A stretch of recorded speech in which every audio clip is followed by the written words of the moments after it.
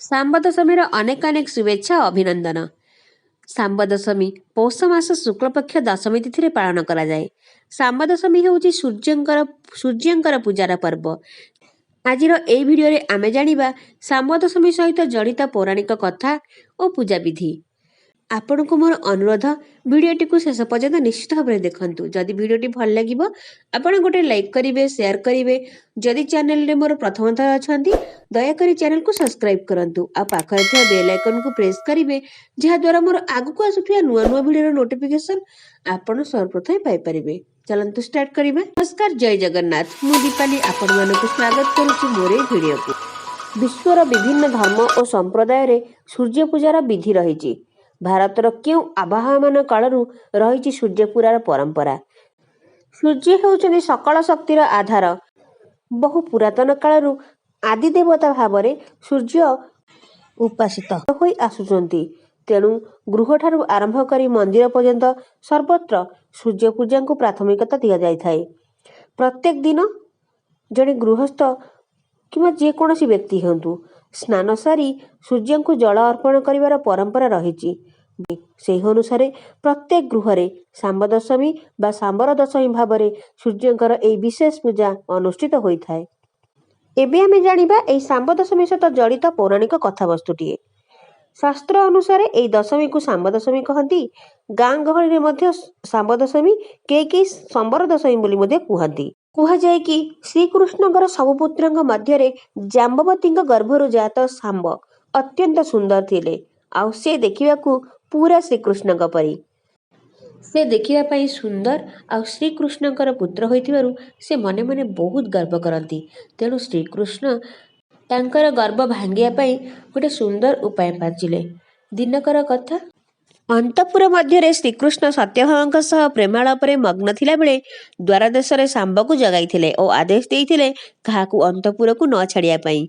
ଏହି ସମୟରେ ମହର୍ଷି ଦୁର୍ବାସା ଆସି ପହଞ୍ଚିଥିଲେ ଆଉ ଦ୍ୱାରଦେଶରେ ଉପନୀତ ହୋଇ ଶ୍ରୀକୃଷ୍ଣଙ୍କର ଦର୍ଶନ ଭିକ୍ଷା କଲେ। ଶାମ୍ବ ଦୁର୍ବାସାଙ୍କୁ ଦେଖି ଭୟଭୀତ ହୋଇଯାଇଥିଲେ ଆଉ ଶ୍ରୀକୃଷ୍ଣଙ୍କୁ ଡାକି ଦେଇଥିଲେ।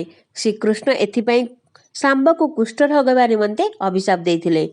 ଶ୍ରୀକୃଷ୍ଣ ପୁତ୍ରକୁ ଅଭିଶାପ ଦେଇ ଅନୁତପ୍ତ ହୋଇ ଦୁର୍ବାସାଙ୍କୁ ପୁତ୍ର ଶାମ୍ବର କେମିତି ଏହି କୁଷ୍ଠ ମୁକ୍ତି ହେବ ସେ ଉପାୟ ପଚାରିଲେ। ଦୁର୍ବାସା ଅର୍କକ୍ଷେତ୍ର କୋଣାର୍କ କଥା କହି ଶାମ୍ବକୁ ସେ କ୍ଷେତ୍ରରେ ସୂର୍ଯ୍ୟ ପୂଜା କରିବା ପାଇଁ ମଧ୍ୟ ନିର୍ଦ୍ଦେଶ ଦେଲେ। ଶାମ୍ବ ପୁରାଣରେ ଚନ୍ଦ୍ରଭାଗା ତୀର୍ଥର ମାହାତ୍ମ୍ୟ ବିଶଦ ଭାବରେ ବର୍ଣ୍ଣନା କରାଯାଇଛି। ଦେବର୍ଷି ନାରଦଙ୍କ ସହ ଶାମ୍ବ ପୁଣ୍ୟଧାମା ଚନ୍ଦ୍ରଭାଗା ତୀରରେ ଯାଇକି ପ୍ରବେଶ କଲେ। ସେଠାରେ ସେ ସୂର୍ଯ୍ୟ ପୂଜା କଲେ। ସୂର୍ଯ୍ୟଙ୍କୁ ଚାହିଁ ଚାହିଁ ତପସ୍ୟା କଲେ। ଶାମ୍ବ ଚନ୍ଦ୍ରଭାଗା ନଦୀ କୂଳରେ ତପସ୍ୟା କରି ସୂର୍ଯ୍ୟନାରାୟଣ ବା ପ୍ରଭୁ ଆଦିତ୍ୟ ନାରାୟଣଙ୍କର ଏକ ମଣି ବିଗ୍ରହ ମଧ୍ୟ ପାଇଥିଲେ। ସୂର୍ଯ୍ୟ ହିଁ ହେଉଛନ୍ତି ଭଗବାନ ନାରାୟଣଙ୍କର ସ୍ୱରୂପ। ତାଙ୍କରି ଆଶୀର୍ବାଦ ବଳରେ ଶାମ୍ବ ଦୁରାରୋଗ୍ୟ ବ୍ୟାଧି ଦୂର ହୋଇ ସୁନ୍ଦର ଶରୀର ଲାଭ କରିଥିଲେ। ଆଉ ଏହି ଦିନଟି ଥିଲା ପୌଷ ମାସ ଶୁକ୍ଳପକ୍ଷ ଦଶମୀ ତିଥି। ଶାମ୍ବ କୁଷ୍ଠରୋଗରୁ ମୁକ୍ତି ଲାଭ ପାଇଁ ସମଗ୍ର କଳିଙ୍ଗରେ ସୂର୍ଯ୍ୟ ପୂଜା ବିଧିର ପ୍ରଚାର କରିଥିଲେ। ପ୍ରଥମେ ସେ ଚନ୍ଦ୍ରଭାଗା ନଦୀ କୂଳରେ ଏକ ମନ୍ଦିର ତିଆରି କରାଇ ପୌଷ ଶୁକ୍ଳ ଦଶମୀ ତିଥିରେ ମର୍ତ୍ତ୍ୟଲୋକରେ ସୂର୍ଯ୍ୟମୂର୍ତ୍ତି ପୂଜାର ପ୍ରଥା ପ୍ରଚଳିତ କରିଥିଲେ। ପ୍ରଭୁ ଆଦିତ୍ୟ ନାରାୟଣଙ୍କୁ ଏହି ପୂଜା ସମ୍ପର୍କରେ ଶାମ୍ବ ଜଣାଇଲେ। ପ୍ରଭୁ ସୂର୍ଯ୍ୟଦେବ କହିଲେ, ମୋର ପୂଜା ପାଇଁ ଉପଯୁକ୍ତ ପୁରୋହିତ ଭାରତବର୍ଷରେ ନାହାନ୍ତି।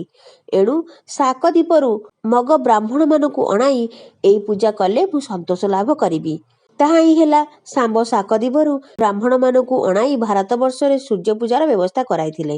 ସେହି କାଳରୁ ଆମ ଦେଶରେ ଶାମ୍ବ ଦଶମୀରେ ସୂର୍ଯ୍ୟଙ୍କର ବ୍ରତ ପାଳନ ଓ ପୂଜାର ପ୍ରଚଳନ ରହିଛି। ନିଜେ ଦେବର୍ଷି ନାରଦ ମଧ୍ୟ ସୂର୍ଯ୍ୟଦେବଙ୍କର ଅଭିଶାପରୁ କୁଷ୍ଠ ବ୍ୟାଧିରେ ଗ୍ରସ୍ତ ଥିଲେ। ସେ ପୁଣି ସୂର୍ଯ୍ୟଙ୍କର ଦ୍ୱାଦଶ ନାମ ଜପ କରି ଆଉ ସୂର୍ଯ୍ୟଙ୍କର ପୂଜା ଆରାଧନା କରି କୁଷ୍ଠମୁକ୍ତ ହୋଇଥିଲେ। ଶାମ୍ବ ବାଲୁକାରେ ସୂର୍ଯ୍ୟମୂର୍ତ୍ତି ଗଠନ କଲେ।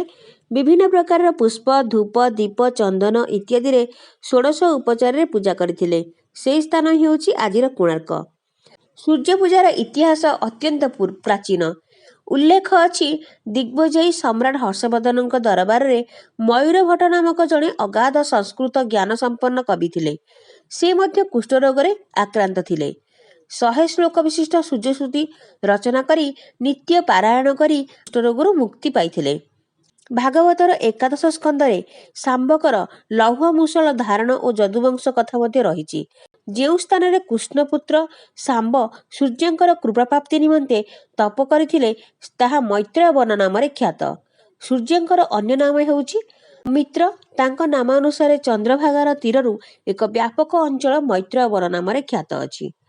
ଆମର ଓଡ଼ିଆ ଘରର ମା' ମାନେ ତାଙ୍କର ନିଜର ସନ୍ତାନ ସନ୍ତତିଙ୍କ ମଙ୍ଗଳ କାମନା କରି ଆଉ ପରିବାରର ମଧ୍ୟ ମଙ୍ଗଳ କାମନା କରି ଏହି ଶାମ୍ବ ଦଶମୀ ପର୍ବକୁ ପାଳନ କରନ୍ତି ପୁରା ନିଷ୍ଠାର ସହିତ। ଏହି ପର୍ବର ବିଶେଷତ୍ୱ ହେଉଛି ସୂର୍ଯ୍ୟଙ୍କୁ ଆକାଶରେ 3 ସ୍ଥିତିକୁ ଲକ୍ଷ୍ୟ କରି 3 ପ୍ରକାର ଧୂପ ବା ପୂଜା ଅନୁଷ୍ଠିତ ହୋଇଥାଏ। ତ ଆମର ଓଡ଼ିଆଣୀ ମାନେ ସକାଳୁ ବଳି ଭୋରରୁ ଉଠି ସ୍ନାନ ଆଦି ଶୌଚ କାମ ସାରି ଶୁଦ୍ଧପୂତ ଭାବରେ ଯେଉଁ ଜାଗାରେ ପୂଜା କରନ୍ତି ସୂର୍ଯ୍ୟଙ୍କୁ, ଗୋଟେ ଖୋଲା ଜାଗା ହଉ, ଛାତ ଉପରେ ହଉ କିମ୍ବା କୌଣସି ଖୋଲା ଜାଗା ହଉ କିମ୍ବା ବୃନ୍ଦାବତୀଙ୍କ ପାଖରେ, ତ ସେ ଜାଗାକୁ ଭଲ ଭାବରେ ଗୋବରରେ ଲିପି ଦିଅନ୍ତି।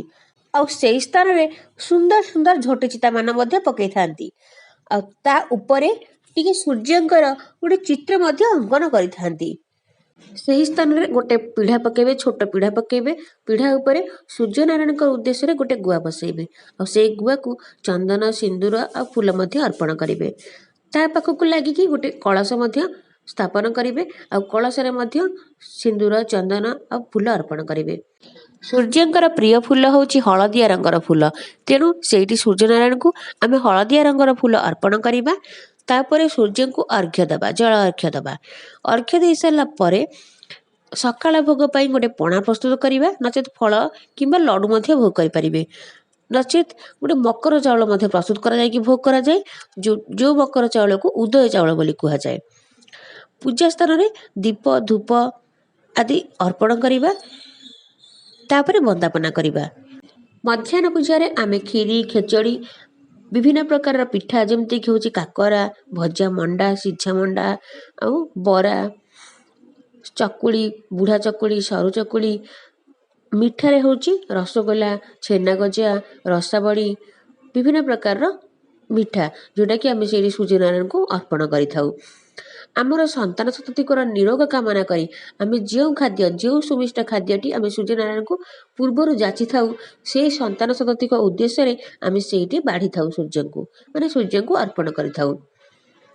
ତାପରେ ବନ୍ଦାପନା ଆଦି କାର୍ଯ୍ୟ କରିଥାଉ। ଆଉ ଏଇଥିରେ ମଧ୍ୟ ସବୁ ପ୍ରକାର ପରିବା ମିଶିକି ଗୋଟେ ଡାଲମା ପ୍ରସ୍ତୁତ କରାଯାଏ କିମ୍ବା ତରକାରୀ ପ୍ରସ୍ତୁତ କରାଯାଏ, ଯାହାକୁ କହନ୍ତି ଘଡ଼ା ଘଡ଼ା ତରକାରୀ। ଆଉ ଏଇ ଶାମ୍ବ ଦଶମୀର ଏଇଟା ହେଉଛି ବିଶେଷ ଆକର୍ଷଣ।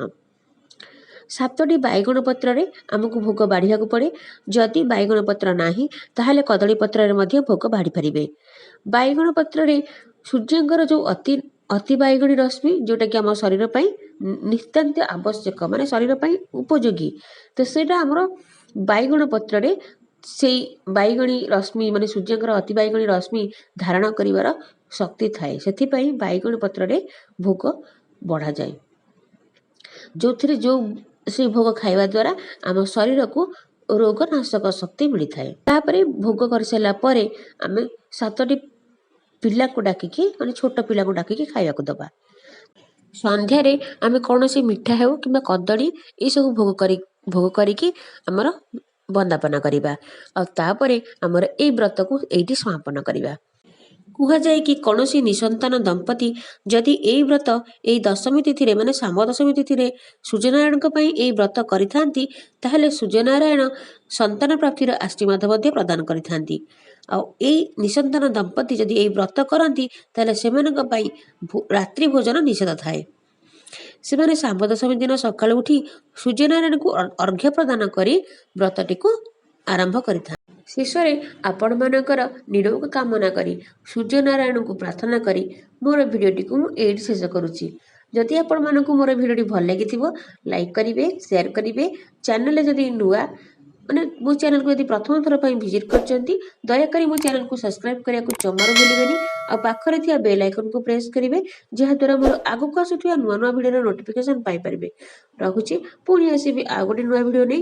ନମସ୍କାର, ଜୟ ଜଗନ୍ନାଥ।